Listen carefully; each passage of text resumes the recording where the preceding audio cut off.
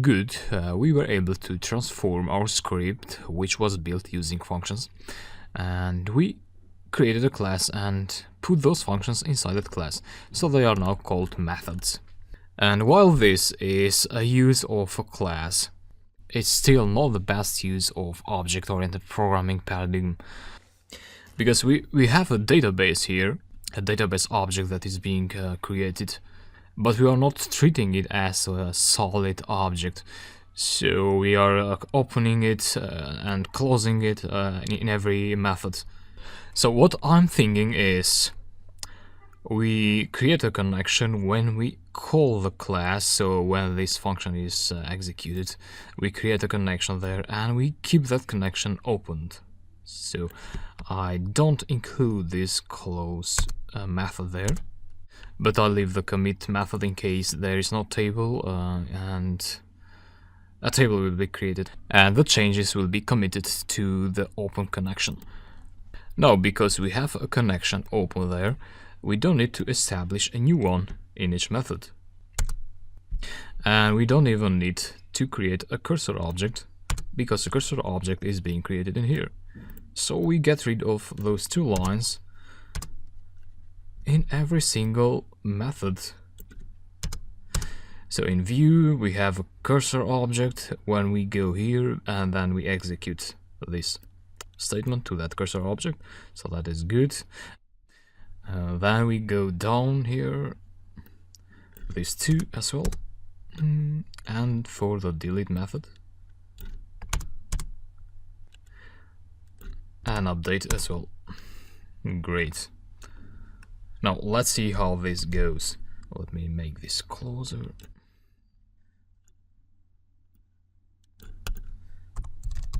So we call the frontend script where we are creating an instance of our object. So far so good. View all. And it says that name cur is not defined in line 17. So we executed the view method, and what the view method does is it tries to find a variable, a declared variable inside the function. So the cur variable, it doesn't find it, so then it looks if there is a variable outside the function, and it doesn't find it. Actually, there is a variable that has been declared in this init function, but this is a local variable. So this has value only inside this function. So you cannot access this outside of the init function. But if we refer to the self argument, which is the database object, and see what we get. Let me close this. Save. That works, and view all. Now we get another type of error, and it says attribute error. So let me close this. So look carefully here, and it says a database object has no attribute cur, and that's in line 17. So this one here, and the database object, this one is this one here. So self has been replaced by database, which is the object created by this class, and this is an attribute of this object. And to fix that, we need to create an attribute there. So we say self.cursor equals to connection.cursor. So the cursor method of the connection object of the SQLite 3 library.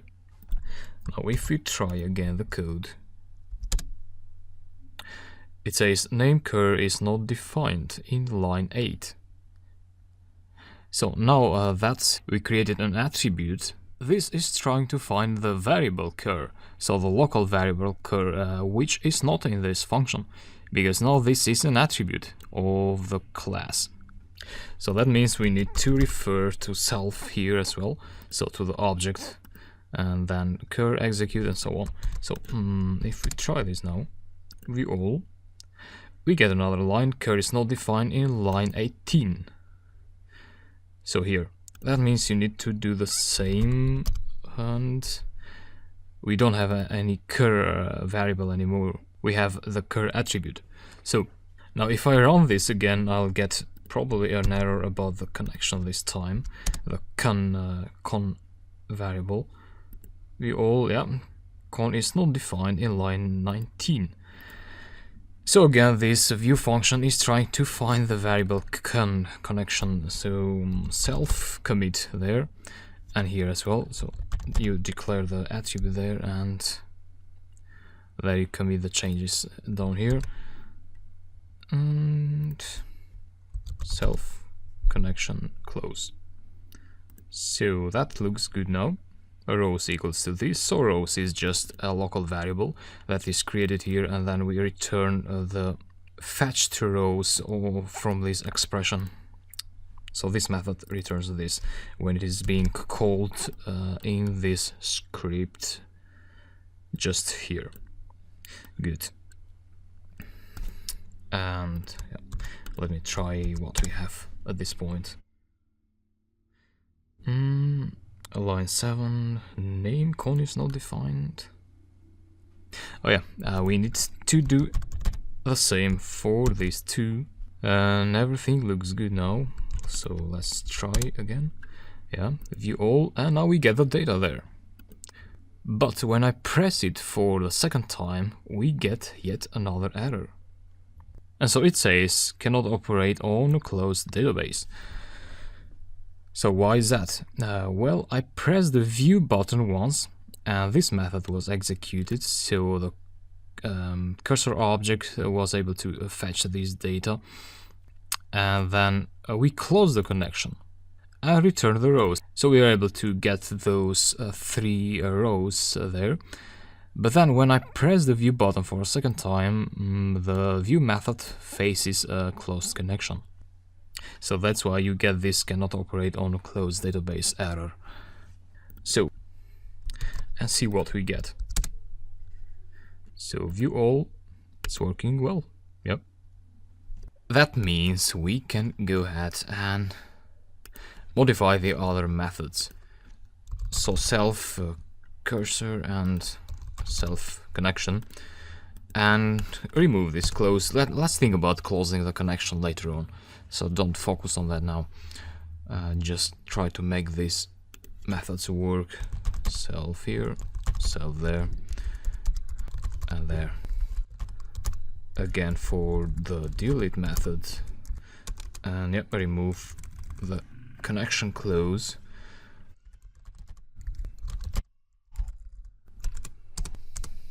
And everything should work fine at this point. So let's see, view all.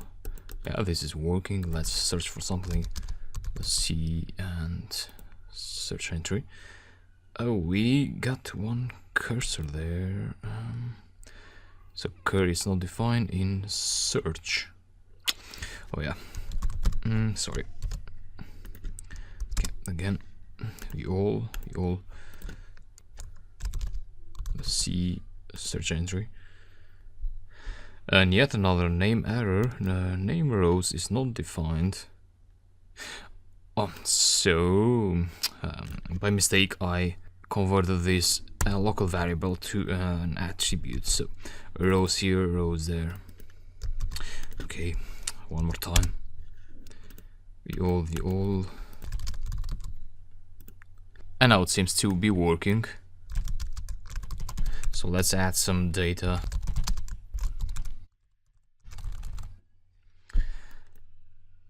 Add entry there, and cannot operate on a closed database. Oh, why? Because in the search method we have a closed database, so we close the database there, and I overlooked that. So we don't have any more closed methods there. No. So let's try one more time then. Sorry about that.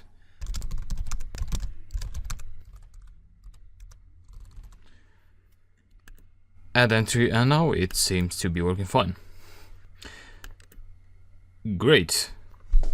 So everything looks good except of we don't have the close method anymore, because we can't keep that method in the methods of our class, because you saw that when we have that method there and we end up with this error. Or you can leave the code without a close method, but you'd end up with some problems later, because if you have some methods that have not been committed, then when another program connects to your database, and then this data will be committed with the next operation. So it messes some things up sometimes. So as a rule, you should close the connection. And to do that, there is another special method that you can add to your class. Like this one here, but this other one is for destructing your object. And that is called del. So for delete. And this also gets the object instance as a parameter. So this method is applied, is executed when you call an instance of the class, like we're doing in the front-end script, just here. While this one here, this is executed when this instance is deleted from the script, which happens to be when the script is exited. So before the script exits, this method will be executed. And what we want to do here is self.connection.close. So that should do the trick. Now if we try out this, we should get the same results. So I added this by mistake, but anyway, so let's see, you can search for that and you get the rows with that particular value. So this is my solution, and there's no standard way to write a script, so there may be other alternatives to solve this problem, so to build this application. So you may also choose to add a method there or here in the graphical user interface. So you could do something like you add a button, like commit button, and then here you add another method called commit, and then you remove probably all these commit methods from these methods, from the methods of your SQLite operations, and then you put that method, so one method commit, inside that commit method of your class. So when the user presses commit, then you commit the changes to the database. So that would be another solution, but this is what we came up with in this particular case.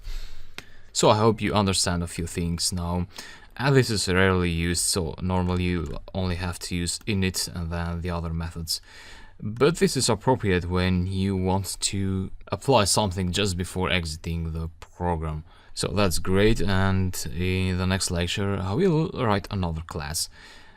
So we will think about how to model a problem which is about creating some sort of bank account object where we store a balance of money. Then we withdraw and deposit money to this balance.